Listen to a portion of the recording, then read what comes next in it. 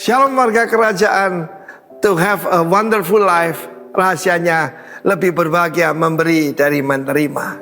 Dan kita melihat seorang tokoh di sini, seorang anak muda yang tidak mementingkan dirinya, dan dia dipilih oleh jemaat untuk menjadi deacon, diakon.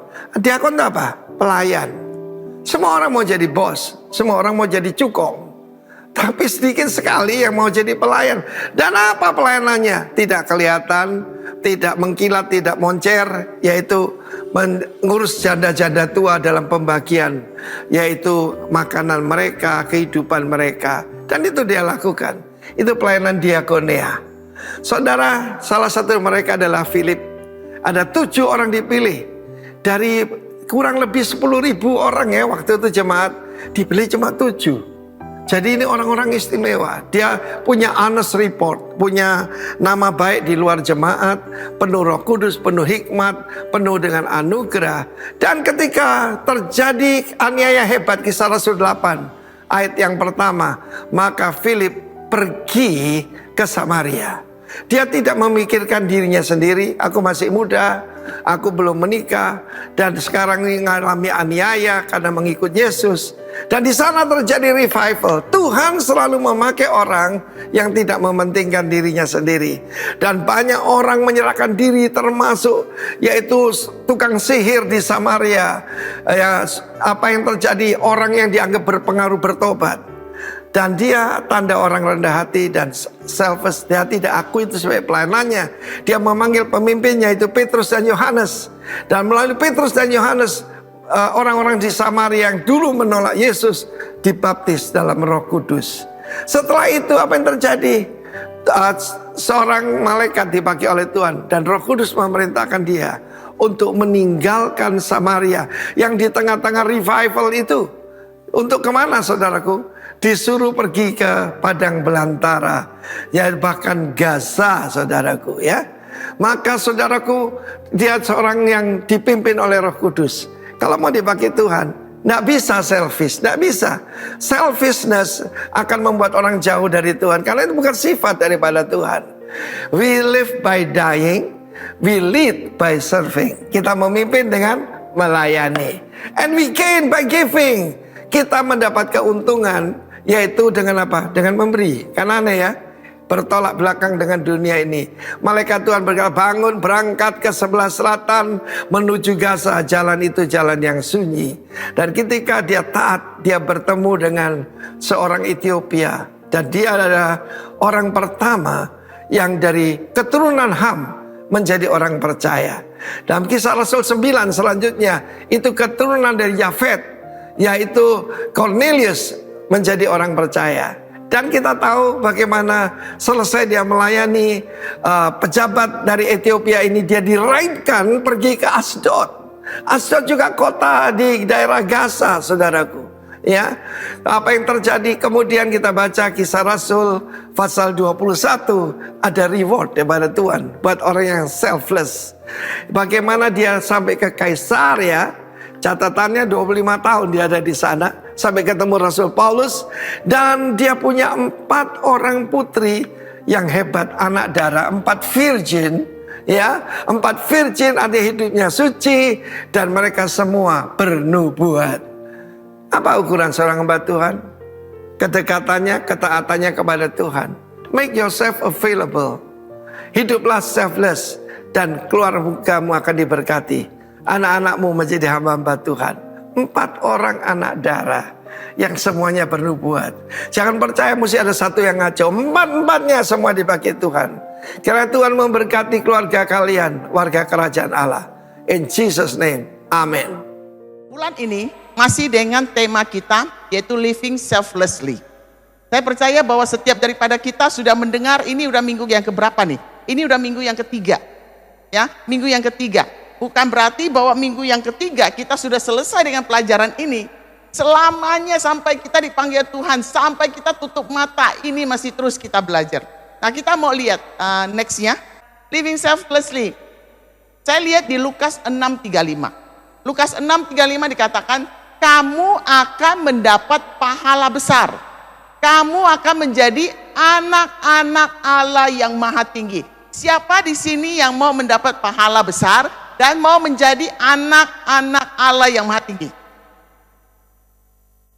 Jadi semua mau kan? Nah, saya juga mau, Pak Cahyo ya. Saya juga mau. Tapi, ya, apa yang harus dilakukan untuk mendapatkan pahala besar? Menjadi anak-anak Allah yang Maha Tinggi. Kita kalau mau mendapatkan pahala besar, semua mau. Kita mau menjadi anak-anak Allah yang Maha Tinggi, semua mau. Tapi ada syarat. Syaratnya itu apa? Dikatakan, jika kamu melakukan ini, melakukan apa? Ya, nextnya. Dikatakan, aku berkata kepadamu, kasihilah musuhmu dan berbuat baiklah kepada mereka, berikanlah pinjaman tanpa mengharapkan balasan apa. Jadi kalau kita mau mendapatkan pahala besar, kita mau menjadi anak-anak Allah yang Maha Tinggi, lakukan. Hanya lakukan ini aja. Kasihilah musuhmu, berbuat baiklah kepada mereka, berikanlah pinjaman. Bukan cuma pinjaman aja, tanpa mengharapkan balasan apa. Jadi 3 hal ini. Sanggup? Tapi sebelum kita jawab, kita definisikan dulu. Siapa sih musuh kita? Ya, siapa sih musuh saudara? Kira-kira siapa? Orang yang membenci kita. Ya, mungkin orang yang apa? Orang yang tidak dengar-dengaran sama kita kan sebel, gak suka. Maunya orang-orang yang nurut. Siapa lagi musuh kita? Siapa lagi musuh kita kira-kira? Dari Bapak Ibu di sini. Dikatakan bahwa kasihilah musuhmu. Nah, musuh kita itu siapa? Orang yang pernah menyakiti kita mungkin. Yang kita nggak suka. Orang yang membuli kita atau orang yang pernah menghina kita, memfitnah kita. Siapa musuh kita? Siapa musuh saudara? Definisikan dulu supaya kita bisa melakukan firman ini. Kalau kita melakukan firman ini, kita akan mendapatkan pahala besar dan menjadi anak-anak Allah yang Maha Tinggi. Siapa musuh kita? Musuh kita itu siapa? Mungkin ada orang yang menghina kita, menganggap kita itu nggak adanya, siapa loh berani-beraninya. Dan kita tersinggung. Dan kita nggak suka sama orang tersebut. Kali lihat dia, kita langsung kayaknya nggak enak. Siapa musuh kita? Mungkin orang yang lebih pintar dari kita nggak suka.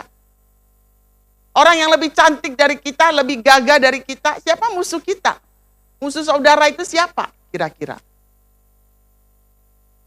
Orang yang lebih terkenal, orang yang mungkin nyanyi di tempat ini sedangkan kita tidak dipanggil nyanyi. Siapa musuh kita? Definisikan dulu musuh kita. Dan musuh kita bukan saja orang yang kita benci, bisa juga orang yang membenci kita karena kita sudah menyakiti orang tersebut. Jadi 2 sisi. Sering kita hanya melihat kepada sisi kita aja. Musuh kita, karena saya nggak suka sama dia. Saya benci sama dia.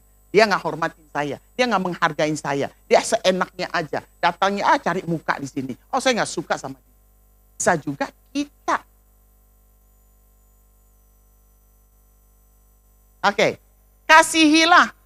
Dikatakan kasihilah, berbuat baiklah, dan berikanlah pinjaman tanpa mengharapkan balasan apapun. Nah, 3 kata ini, nextnya, ya, dikatakan di Lukas 6 ayat 35, saya akan bacakan seluruhnya. Tadi masih terputus-putus ya, separuh-separuh dikatakan, aku berkata kepadamu, kasihilah musuhmu dan berbuat baiklah kepada mereka, berikanlah pinjaman tanpa mengharapkan balasan apapun. Jika kamu melakukan ini, kamu akan mendapat pahala besar, kamu akan menjadi anak-anak Allah yang Maha Tinggi. Ya, karena Allah sungguh baik, bahkan kepada orang yang penuh dengan dosa dan yang tidak tahu berterima kasih. Nah, kasihilah di sini, bahasa aslinya dalam Yunani itu adalah agapau. Agapau itu adalah kasih yang tinggi, kasih dari Allah. Makanya dikatakan bahwa meminjam tanpa mengharapkan balasan apapun. Kasihilah musuhmu. Gak gampang kan mengasihi musuh kita. Perlu kasih dari agapau itu. Kasih agapau itu. Yaitu kasih yang tidak bersyarat. Apapun yang sudah kamu lakukan, aku tetap mengasihi. Apapun yang sudah kamu pernah perkatakan kepadaku, aku tetap mengasihi. Itu agapau, tanpa syarat. Nextnya. Nah, 3 kata ini, kasihilah, berbuat baiklah, berikanlah, ini adalah kata kerja. Kalau kata kerja, itu berarti apa? Bahwa itu dilakukan terus-menerus, sampai menjadi gaya hidup. Jujur, waktu saya siapkan ini, saya sendiri refleksi kepada diri saya sendiri, saya belum sanggup. Saya masih belajar mengasihi orang yang jadi musuh kita. Atau mengasihi orang yang tidak suka dengan kita. Orang yang nyebelin. Tapi di sini dikatakan kasihilah, berarti agapau. Kalau pakai kasih agapau, kira-kira itu kasih dari Allah. Siapa yang punya? Allah sendiri. Sebab itu kita perlu kasihnya Allah ada di dalam kita. Itulah sebabnya dikatakan bahwa kalau jika engkau melakukan ini, engkau akan mendapatkan pahala besar dan menjadi anak-anak Allah yang maha tinggi. Nah, pagi ini yang saya mau bagikan kepada kita, kita ini adalah anak Tuhan, punya identitas yang sangat jelas sekali. Tapi saya di sini lihat, kalau kita di JRC, setiap minggu itu kita punya seragam. Ya, seragam kita hari ini itu adalah putih sama biru muda. Ya, minggu depan apalagi. Jadi setiap minggu orang datang lihat bahwa bajunya itu sama, bukan baju sama, warnanya itu sama. Mereka akan tahu bahwa ini adalah pekerja yang bertugas hari ini. Betul nggak? Ya kan? Nah, sama juga dengan kita. Kita ini semuanya itu punya seragam. Seragam jubah kebenaran Tuhan. Sehingga pada saat orang melihat kita, orang tahu bahwa kita itu anak Tuhan. Iblis lebih tahu lagi bahwa kita itu anak Tuhan. Tapi seringkali kita tidak tahu identitas kita. Sebab itu sangat penting sekali untuk kita mengenal siapa Allah yang kita sembah. Kalau kita tidak kenal siapa Allah yang kita sembah, kita akan tersesat. Kita akan mudah untuk dibohongi, kita akan mudah untuk ditipu oleh iblis, kita akan mudah untuk diperdaya oleh iblis karena kita tidak tahu siapa diri kita. Sebab itu sangat penting untuk kita tahu siapa Allah yang kita sembah, supaya kita yang dikatakan Tuhan, dikatakan firman, kita ini lebih daripada pemenang di dalam Tuhan. Kita bisa melakukan perkara-perkara yang besar bersama dengan Tuhan. Tapi kalau kita tidak kenal siapa Allah yang kita sembah, kita nggak mungkin bisa tahu bahwa kita bisa melakukan semua ini. Dan Filipi 2 ayat 13 dikatakan, karena Allah lah yang bekerja di dalam dirimu. Jadi kita nggak bisa sendiri. Karena ini adalah kasihilah musuhmu, itu perlu kasih yang ekstra. Bukan kasih dengan caranya kita. Bukan kasih dengan kekuatannya kita. Tapi kasih agapau. Kasih yang Allah punya. Tapi jangan khawatir. Allah tidak menyuruh kita, tidak memerintahkan kita untuk melakukan sesuatu tanpa dia perlengkapin kita.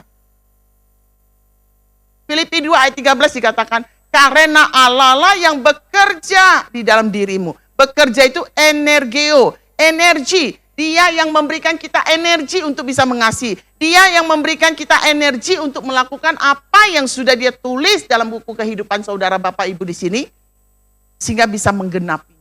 Yosua bilang di akhir hidupnya, tidak ada satupun yang tidak digenapi. Semua digenapi. Tidak ada satupun yang tidak digenapi. Yosua bisa mengatakan itu, kemudian dia perhadapkan kepada bangsa Israel. Kepadamu, ku perhadapkan Allah Israel. Dan hari ini, dia bilang, aku tetap akan menyembah, seluruh keluargaku akan menyembah kepada Allah. Karena dia bisa menggenapi semuanya, karena kenapa? Karena ada Allah yang bekerja di dalam dirinya. Energio itu, yaitu energi yang diberikan oleh Tuhan untuk menyanggupkan dia, memampukan dia, membantu dia untuk melakukan hal-hal yang menyenangkan Tuhan. Karena Allah yang bekerja di dalam dirimu, Ia memberi kesanggupan, Ia juga yang membantumu untuk melakukan hal-hal yang menyenangkannya. Jadi sekali lagi, untuk kita bisa mengasihi musuh kita, pertama adalah kita perlu untuk Tuhan, aku mau. Karena firman mengatakan, tapi aku tidak sanggup. Aku perlu energio yang dari Tuhan itu. Aku perlu kasih itu. Aku perlu agapau dari Allah untuk bisa mengasihi musuh. Dan di dalam terjemahan The Passion dikatakan, Tuhan akan senantiasa menyegarkanmu, menanamkan dalam dirimu gairah untuk melakukan apa yang menyenangkannya. Ada passion di dalamnya, ada hati di dalam kita yang kita mau mengasihi musuh kita. Semuanya itu berasal dari Tuhan, bukan dari kita. Semuanya Tuhan bisa bantu kita, memampukan kita, menyanggupkan kita, menolong kita, supaya kita bisa mengasihi. Next ya. Martin Luther mengatakan, perasaan datang dan pergi, dan perasaan itu menipu. Kita bisa membenci orang, kita bisa merasa dibenci oleh orang, juga bisa asumsi itu. Itu adalah perasaan kita. Perasaan bisa datang dan perasaan bisa pergi, dan perasaan itu menipu. Perasaan itu menipu. Jaminan kita itu apa? Jaminan kita itu adalah otoritas kita di dalam firman Tuhan. Tidak ada hal lain yang layak dipercayai selain daripada firman Tuhan. Next ya. Nah, pagi hari ini kita mau mengenal. Saya mau mengajak kita untuk mengenal siapa Allah yang kita sembah lebih lagi. Karena semakin kita mengenal siapa Allah yang kita sembah, semakin kita akan kuat di dalam Dia. Kenapa? Karena semakin kita akan tahu siapa diri kita di dalam Kristus. Kalau kita tahu siapa diri kita di dalam Kristus, iblis tidak bisa memperdaya kita. Iblis tidak bisa membohongi kita. Iblis tidak bisa menipu kita. Dan kita, yang Tuhan bilang, akan lebih daripada pemenang itu akan dapat. Karena iblis datang untuk mencuri, membunuh, dan membinasakan. Sebab itu iblis tidak mau kita kenal Allah yang kita sembah ini. Dia tidak mau kita lebih intim lagi. Dia tidak mau kita kenal lebih dalam lagi. Supaya apa? Supaya kita gampang dikalahkan. Sebab itu Bapak Ibu, kita datang setiap minggu itu, mari. Bukan cuma setiap minggu, setiap hari itu. Mari kita kenal siapa Allah kita lebih dalam lagi. Nah, siapa Allah yang maha tinggi ini? Siapa Allah yang maha tinggi? Pertama kali Allah yang maha tinggi itu muncul di Kejadian 14 ayat 20. Ya, di mana, saya kasih latar belakang saja, di mana Abraham setelah menang peperangan, terus Melkisedek datang kepada dia. Dan Melkisedek datang kepada dia dan mengatakan, siapa Allah yang maha tinggi ini? Dan Melkisedek datang kepada Abraham. Apa yang dikatakan kepada Abraham? Melkisedek mengatakan bahwa Kejadian 14 ayat 20, 19 dan 20. Lalu ia memberkati Abram, katanya, Melkisedek ini, diberkatilah kiranya Abram oleh Allah yang maha tinggi, pencipta langit dan bumi, dan terpujilah Allah yang maha tinggi yang telah menyerahkan musuhmu ke tanganmu. Siapa Allah yang maha tinggi ini? Allah yang maha tinggi dalam bahasa aslinya itu disebut El Elyon. El Elyon ini adalah yang terkuat di antara yang paling kuat. Nggak ada yang lain lagi. Dan disebut dia adalah Tuhan yang superlatif, super. Udah nggak ada lagi, udah paling top. Tuhan yang bisa, yang melampaui segalanya. Allah yang berdaulat. Kekuasaannya itu adalah yang tertinggi. Nah, apa yang bisa dilakukan oleh Allah yang maha tinggi ini? Allah yang maha tinggi ini tadi saya bacakan, dia menyerahkan musuh ke tangan. Next, kita baca di dalam Kejadian 14 ayat 19 sampai 20 dikatakan, lalu ia memberkati Abram, katanya, diberkatilah kiranya Abram oleh Allah yang maha tinggi, pencipta langit dan bumi. Dan terpujilah Allah yang maha tinggi yang telah menyerahkan musuhmu ke tanganmu. Tetapi kata Abram kepada raja negeri Sodom itu, aku bersumpah demi Tuhan yang maha tinggi, pencipta langit dan bumi. Jadi Melkisedek juga mengaku bahwa Allah yang maha tinggi ini, dan dia melihat bagaimana Allah yang maha tinggi ini, pencipta langit dan bumi ini, telah menyerahkan musuh-musuhnya Abraham ke tangan Abraham. Jadi kita tahu dari sini bahwa Allah yang maha tinggi itu pertama, dia bisa mengalahkan musuh-musuh kita. Dia yang berperang buat kita. Sebab itu dikatakan kasihilah musuhmu. Kasihilah musuhmu. Dia mau kita mengasihi musuh kita. Dia bisa mengalahkan musuh kita. Musuh kita itu bukan orang ini. Musuh saya bukan Bu Gun, bukan Rudi, bukan siapa? Dinda, ya, bukan siapa-siapa. Tapi musuh kita itu adalah yang roh-roh jahat itu yang menyebabkan. Bukan. Tapi kita sering lihatnya itu kepada manusianya. Sebab itu Tuhan mengatakan di sini, diberkatilah kiranya Abram yang oleh Allah yang maha tinggi, pencipta langit dan bumi, dan terpujilah Allah yang maha tinggi yang telah menyerahkan musuhmu ke tanganmu. Jadi pertama apa yang dilakukan oleh Allah yang maha tinggi, dan perlu kita ketahui bahwa Allah yang maha tinggi itu El Elyon, dia tahu keadaan kita, dia tidak akan membiarkan kita, dan dia akan berperang buat kita. Jadi kalau kita punya musuh, kita perlu kasih itu, agapau itu. Dia juga yang berperang di dalam kita dengan memberikan kasih itu kepada kita, supaya dengan kasihnya kita bisa mengalahkan musuh kita. Musuh kita itu apa? Kebencian. Musuh kita itu apa? Adalah diri kita sendiri yang memandang orang lain. Membuat kita itu membenci orang tersebut, yang membuat kita itu melihat orang tersebut itu menjadi musuh kita. Dan 2 Raja 17 ayat 39 dikatakan, siapa Allah kita sih? Allah yang maha tinggi. Seperti apa sih Allah yang maha tinggi itu? Di 2 Raja-Raja dikatakan, melainkan kepada Tuhan Allahmu, kamu harus berbakti, maka ia akan melepaskan kamu dari tangan semua musuhmu. Artinya bahwa Tuhan sanggup untuk melepaskan.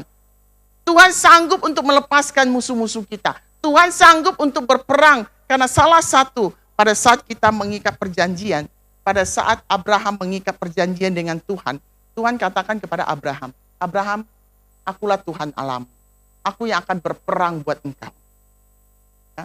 Dan sampai saat ini pun, di dalam kejadian perjanjian baru dikatakan bahwa Allah lah yang berperang buat kita. Allah lah yang akan membalaskan buat kita. Jadi jangan menjadi pihak kita itu tidak bisa membalas. Kenapa? Saya ceritakan sedikit, ini covenant ini sangat penting sekali Bapak Ibu.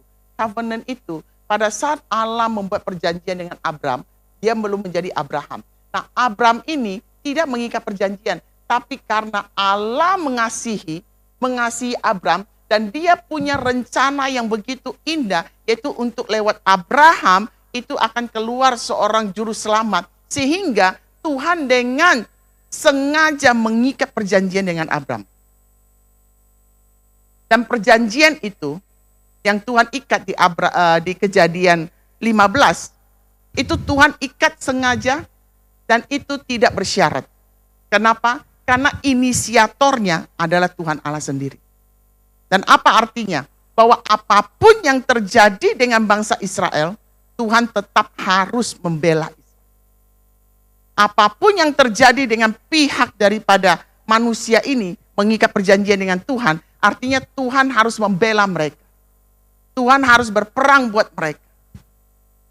Sehingga pada saat Abraham, anak cucunya, yaitu di masa hakim-hakim, di mana mereka itu sudah meninggalkan Tuhan.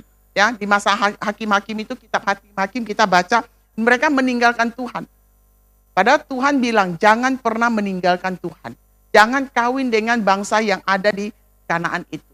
Tapi mereka melakukannya. Apa yang terjadi? Pada saat mereka campur dan mereka mulai meninggalkan Tuhan, karena mereka mulai beralih kepada ilah-ilah yang dewa-dewa yang disembah oleh orang Kanaan di sana, oleh gadis-gadis yang menyembah ilah-ilah di sana.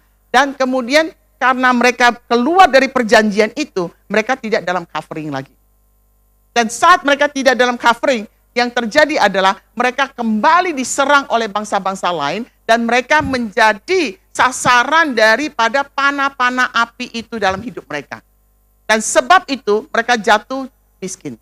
Dan mereka juga diperbudak lagi oleh bangsa yang ada di situ yang tidak mereka tumpas, yang tidak mereka bunuh, yang Tuhan bilang tumpas mereka, tapi mereka tidak tumpas, akhirnya menjadi lawan mereka. Dan saat mereka diperbudak oleh bangsa yang tidak mereka tumpas, mereka datang lagi, mereka ingat akan perjanjian Abraham dengan Tuhan. Mereka datang kepada Tuhan, Tuhan tolong kami. Tapi karena Tuhan membuat perjanjian tanpa syarat dengan Abraham, apapun yang terjadi dengan keturunannya, Tuhan tetap datang untuk menolong. Setelah menolong, Tuhan angkat seorang hakim-hakim untuk memerintah mereka. Saat hakim-hakim itu memerintah dan hakim itu meninggal, mereka kembali lagi menyembah berhala. Mereka kembali lagi ditindas. Mereka kembali lagi diperbudak. Mereka kembali lagi menjadi miskin. Saat mereka keadaan seperti itu, mereka teriak lagi kepada Tuhan. Dan apa yang terjadi sama Tuhan? Tuhan tetap menolong mereka. Jadi bolak-balik selama 300-an tahun seperti itu. Tapi Tuhan tetap setia. Sebab itu kita perlu tahu siapa Allah yang kita sembah. Adalah Allah yang setia, yang setiap saat siap sedia untuk menolong kita. Tidak ada rancangan sedikit pun yang jahat dalam diri Tuhan. Tapi dia justru mau membawa kita masuk ke dalam kepenuhan dia. Oleh sebab itu dikatakan bahwa tadi kita baca bahwa dia punya pahala yang besar. Kita semua mau punya pahala besar. Dan Tuhan juga mau memberikan kita pahala yang besar. Tuhan mau kita menjadi anak-anaknya. Supaya apa? Tidak ada lagi yang menahan dia untuk memberkati kita. Tapi ada bagian kita yang harus kita lakukan. Sama dengan orang-orang di zamannya hakim-hakim. Ada bagian yang harus mereka lakukan, yaitu mereka harus setia kepada Tuhan. Sama dengan kita, dikatakan kalau engkau mengasihi musuhmu. Tapi jangan khawatir, kita memang gak gampang untuk mengasihi musuh kita. Tapi tadi kita baca, Tuhan akan memberikan kita energinya, kekuasaannya. Dia akan memberikan kita kekuatannya, memberikan kita kemampuannya, memberikan kita kesanggupannya. Bahkan dia menolong kita terus supaya kita bisa mengasihi musuh kita.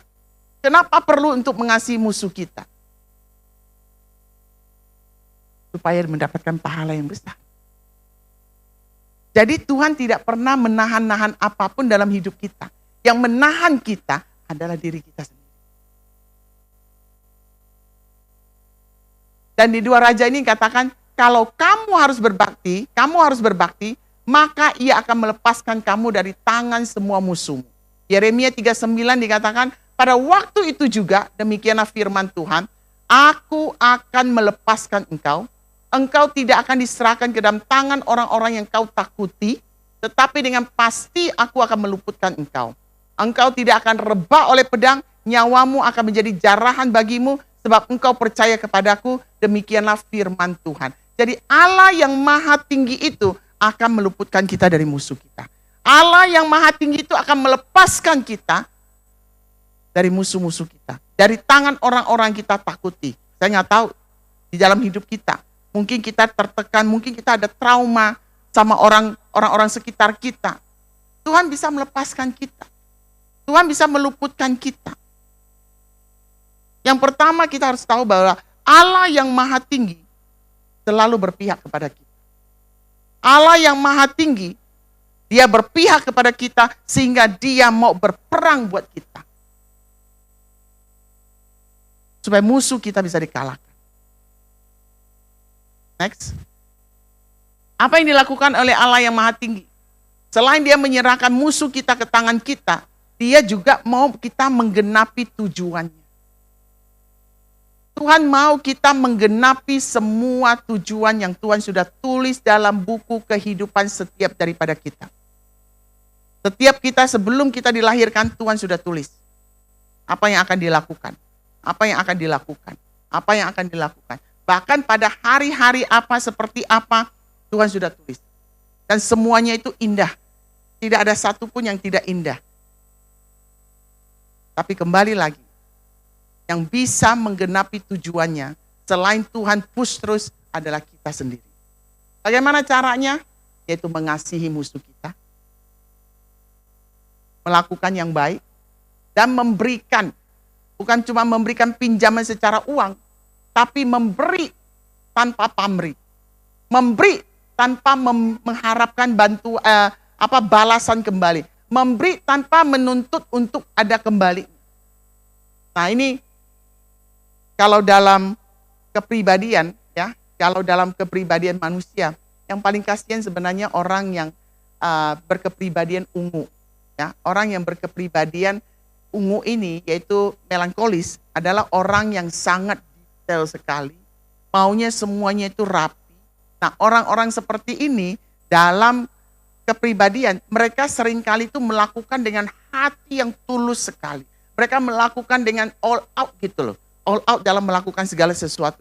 Cuman, mereka juga minta orang lain sama melakukannya kepada dia. Sehingga seringkali kita temukan orang-orang yang dengan kepribadian yang kuat dalam ungu, warna ungu maupun melankolis, itu mereka adalah orang-orang yang cepat sekali untuk tersakiti. Karena mereka menuntut orang sama dengan mereka. Nah, penting bagi kita untuk mengenali diri kita sendiri juga. Untuk bisa kita tahu batas kemampuan kita itu sampai di mana. Nextnya, Tuhan mau menghendaki kita menggenapi tujuannya. Mazmur 57 ayat 3 dikatakan, aku berseru kepada Allah yang maha tinggi, kepada Allah yang menyelesaikannya bagiku. Mazmur ini ditulis oleh Daud ketika dia mau dibunuh oleh Saul.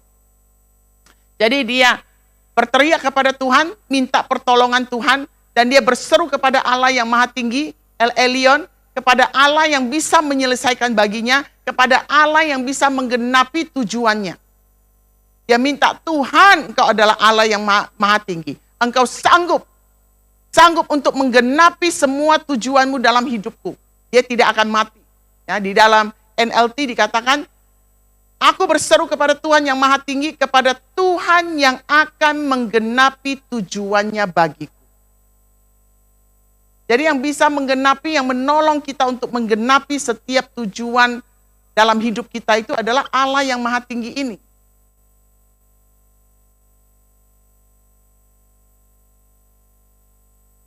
Saya lihat orang muka-muka yang curious, atau muka-muka yang agak capek, atau muka-muka yang mikir gimana ya menggenapi tujuannya, atau bisakah aku bisa mengasihi. Tapi Allah yang maha tinggi ini adalah Allah yang pada saat dia berjumpa dengan kita berjumpa dengan Allah yang maha tinggi ini, kita akan tahu bahwa kita ini ada dalam tangannya. Dia tidak akan membiarkan sedikit pun apapun yang terjadi dalam hidup kita menjauhkan kita dari tujuannya. Sehingga pada saat Daud pun dikejar-kejar dan mau dibunuh oleh Saul pun, Daud ini tahu siapa Allah yang dia sembah. Yaitu Allah yang maha tinggi, yang bisa menggenapi tujuannya bagi Daud ini. Sehingga bisa meluputkan dia dari Saul. Jadi Allah akan bersama dengan kita untuk menggenapi semua tujuannya itu dalam hidup kita. Dan seringkali dalam hidup kita, apa yang sepertinya tragedi bagi kita, seringkali itu adalah benih kemenangan ilahi. Contohnya, Yusuf. Contoh adalah Yusuf. Yusuf ini kita udah tahu ceritanya. Yusuf ini adalah orang yang dikhianati, dijual. Musuhnya sendiri adalah saudara-saudaranya, kakak-kakaknya semua. Dia dijual, dia mau dibunuh, kemudian dijual menjadi budak, seorang anak dari seorang yang kaya raya, yang punya segalanya, tapi kemudian menjadi seorang budak, bekerja sebagai pembantu di rumah orang lain. Bagaimana hatinya? Tapi disitulah Tuhan sedang membentuk dia. Disitulah Tuhan sedang membawa dia kepada satu rencana Tuhan yang mungkin dia tidak pernah pikirkan. Disitulah kita melihat bagaimana respon daripada Yusuf membawa dia kepada tujuannya. Yaitu apa? Dimanapun dia berada, dia tetap melakukan apa yang Tuhan mau. Walaupun dia punya hak nggak untuk sakit hati, untuk membenci musuh-musuhnya, terutama kakak-kakaknya yang sudah menjual dia, mau membunuh dia, bawa masukkan dalam lubang, bahkan sampai bertahun-tahun dia harus menderita, bahkan sampai dia masuk penjara. Di penjara pun dia sudah menolong kepala penjara, dia sudah menolong pembawa anggur dan juga roti, tapi dilupakan juga, tidak diingat juga. Sakit hati nggak? Selama 13 tahun itu, yang ada itu adalah hal-hal yang menyakitkan dia. Sepertinya itu nggak ada hal-hal yang baik dalam hidup dia. Selama 13 tahun itu, dia hanya hadapin dengan orang-orang yang mengkhianati dia, yang terus-menerus iri hati dengan dia. Sepertinya pertolongan Tuhan tidak datang. Dan by the way, dia masuk penjara bukan 2 tahun. Kemungkinan dia masuk penjara itu adalah 7 tahun. Dan 7 tahun ini nggak gampang bagi dia. Setelah 2 tahun ketemu dengan cupbearer, juru minum dan juru roti, mereka melupakan dia. Mungkin harapannya udah pupus, nggak bisa keluar. Sudah the end of his life, berada di dalam penjara itu. Tapi dia tetap melakukan, dia tetap mengasihi, dia tetap melakukan yang baik, dia tetap juga memberikan tanpa mengharapkan kembali. Dia menolong kepala penjara itu. Dari sini kita bisa lihat bahwa apa yang tampaknya sepertinya musibah bagi kita, Tuhan justru mau pakai itu untuk mengangkat kita, untuk membawa kita kepada destiny yang Tuhan sudah ada pada kita, dalam setiap kita. Nextnya, Tuhan yang Maha Tinggi, El Elyon, dia pegang kendali total. Dia dulu telah dan selalu pegang kendali, tapi dia sekarang juga selalu pegang kendali. Total kendali dalam segala hal. Karena Allah El Elyon, Allah yang Maha Tinggi, dia yang paling tinggi. Dia yang paling tinggi. Tidak ada Allah lain lagi selain daripada dia. Bahkan iblis pun kalah. Apa yang direncanakan iblis dalam Ayub, walaupun iblis mau mencobain, mau membunuh Ayub, mau meniadakan Ayub, tapi Tuhan memagarinya. Di atas itu masih ada Tuhan yang memagari Ayub. Sehingga pada seburuk-buruknya Ayub dalam hidupnya, tetap Tuhan yang pegang kendali. Iblis tidak bisa melakukan apapun dalam kehidupan Ayub. Amsal 16 ayat 33 dikatakan bahwa undi dibuang di pangkuan, tetapi setiap keputusannya berasal daripada Tuhan. Artinya apa? Bahwa dalam undian pun adalah urusan Tuhan. Kalau kita undi sesuatu, kita tahu nggak apa yang akan terjadi? Nggak tahu kan? Kalau kita undi, kayak seperti lotre kita undi, kita nggak tahu siapa yang akan menjadi pemenang. Tapi dalam undian yang tidak ada kepastian pun dikatakan di dalam Amsal, undi dibuang di pangkuan, tetapi setiap keputusannya berasal daripada Tuhan. Jadi kalau undian adalah urusan Tuhan, siapakah yang mengatur undian itu? Sama dengan siapa yang mengatur undian tersebut. Dikatakan Tuhanlah, tetapi setiap keputusannya berasal daripada Tuhan. Bahkan undian pun yang tidak ketahuan hasilnya seperti apa, itu ada dalam kendalinya Tuhan.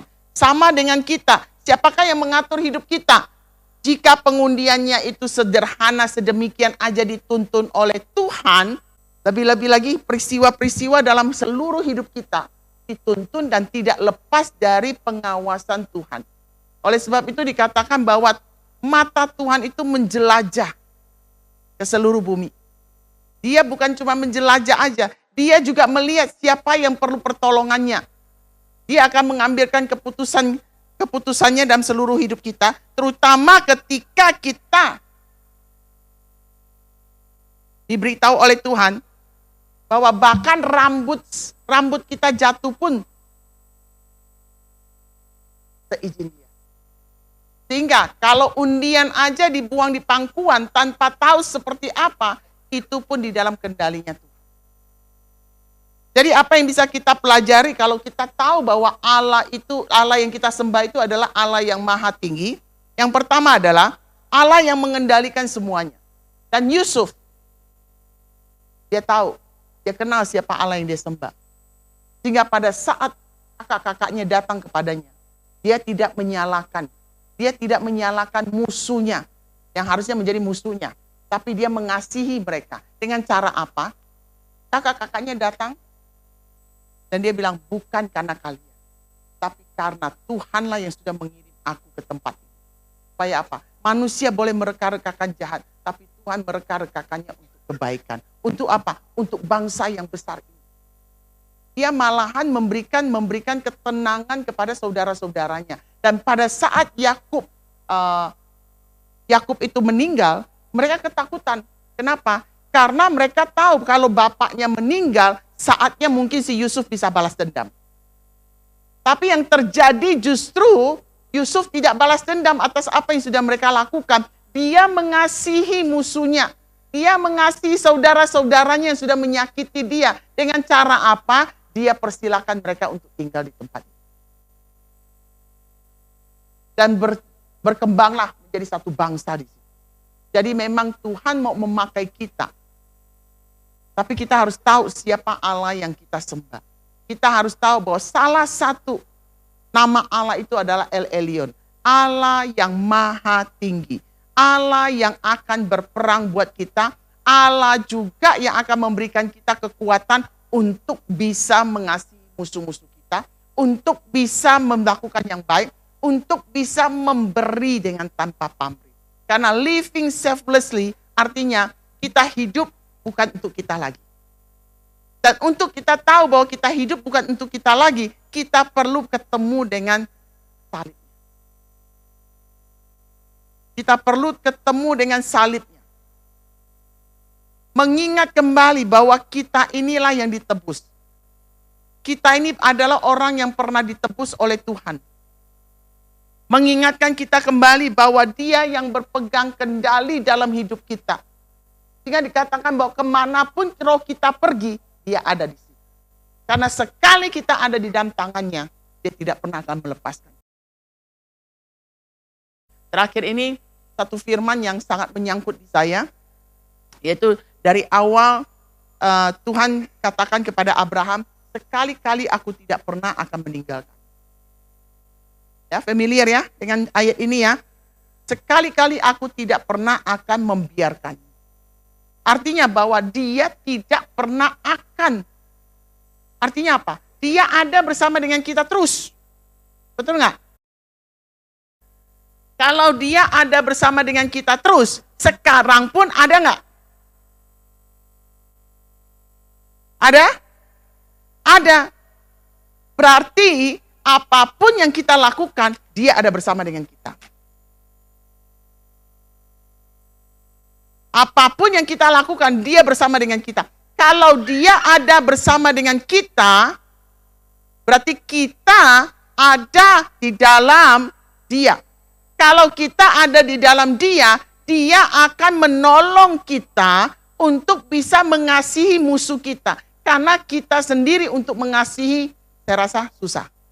Kita perlu Roh Kudus yang sudah ada di dalam kita. Supaya kita bisa mengasihi. Karena mengasihi itu adalah agapau. Agapau, selflessly, tidak memikirkan kita lagi. Kasih yang tidak ada syaratnya. Apapun yang dilakukan oleh orang lain yang begitu menyakitkan, kita mau. Bukan karena kita, tapi karena sekali-kali Allah tidak pernah akan meninggalkan kita. Dia tidak akan membiarkan kita. Dia ada di dalam kita. Dialah yang memampukan. Dialah yang mengambil kendali. Dan kendali total dalam hidup kita. Sehingga kita mampu untuk mengekspresikan itu. Yaitu agapau love kepada musuh. Kalau kita punya agapau love itu ada di dalam kita. Untuk mengasihi musuh kita. Artinya bahwa kita juga sanggup untuk memberi. Melakukan yang baik. Dan memberi tanpa pamrih lagi. Karena bukan kita lagi, tapi Kristus yang ada di dalam kita. Dia dulu telah dan selalu pegang total kendali. Daud menang dalam setiap peperangannya itu karena Tuhan. Yosua dan Kaleb bisa masuk ke tanah perjanjian karena Tuhan. yang pegang kendali total. Bayangkan saudara, di tempat itu adalah orang-orang yang raksasa. Tapi siapa mereka ini? Bangsa yang keluar, bangsa budak ini yang tidak punya kepintaran dalam militer, mentalnya masih mental budak, bisa masuk ke tanah perjanjian. Karena Tuhan sekali-kali tidak pernah akan meninggalkan mereka. Tuhan sekali-kali tidak akan membiarkan mereka. Dan Tuhan akan menggenapkan tujuannya. Sebab itu di dalam rock kita punya moto adalah, we help you to fulfill your destiny. Mari kita sama-sama. Mari kita sama-sama bertumbuh bersama. Mari kita sama-sama mengingatkan, saling mengingatkan. Mari kita sama-sama untuk saling menguatkan satu sama lain. Gak gampang, tapi kita bisa. Karena Allah tidak pernah meninggalkan kita. Allah kita yang maha tinggi itu tidak pernah membiarkan kita. Dia ada bersama dengan kita, berarti dia sudah menanamkan benih itu. Benih ilahi sudah ada di dalam kita, yaitu agape. Kita mengasihi musuh. Amin. Amin. Jadi ingat bahwa kita punya Allah yang maha tinggi, Allah yang pegang kendali. Apapun masalah kita, apapun yang kita hadapi, apapun sepertinya tidak ada yang bisa kita lakukan atau tidak ada yang bisa menolong kita masih ada. Allah yang maha tinggi. Itu El Elroy. Dan saat kita melakukannya, Tuhan janji. Karena Tuhan mau kita memiliki pahala yang besar. Tuhan mau menjadikan kita ini adalah anak-anaknya. Supaya apa? Apa yang dijanjikannya semua terjadi dan tergenapi dalam. Amin.